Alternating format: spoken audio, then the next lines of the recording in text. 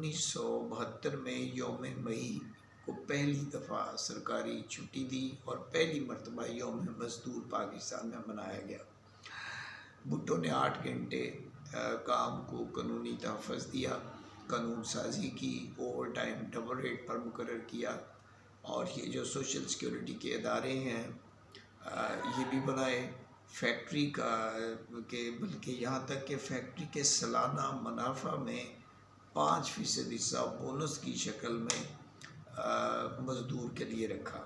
Union साजी का हक दिया, सनती इदारे नेशनलाइज किए, पहली मरतबा मज़दूर असम्बली में पहुँचे और पहली दफ़ा मज़दूर को ये एहसास हुआ कि वो इंसान है।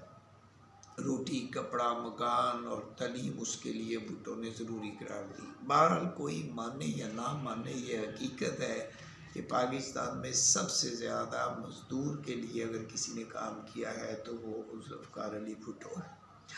अब भुट्टो तो फांसी चढ़ गया, पर भुट्टो क्या मरा, उसके बाद जो आने वाले सरमायादार हुक्मरान थे उन्होंने उसके कानून की किताबों को भी उसके साथ ही दफन कर दिया।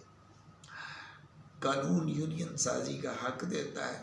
आज मज़दूर फैक्ट्री में यूनियन की बात करे तो अगले दिन वो मुलाजमत से फारग होता है।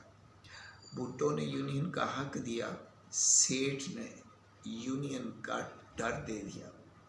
शिकागो में गोली सामने से आती थी और यहाँ पर पेट पर लात मारी जाती है।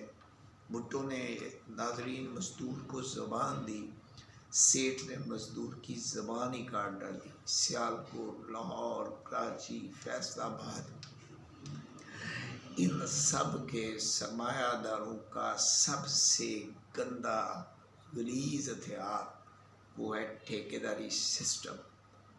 यानी फैक्ट्री में अगर 1000 बंदा काम कर रहा है तो आपके रजिस्टर पर मुलाज़म, मुस्तकिल मुलाज़म जो है उनकी तादाद हो सकता है 10 हो या 20 हो। यानी 20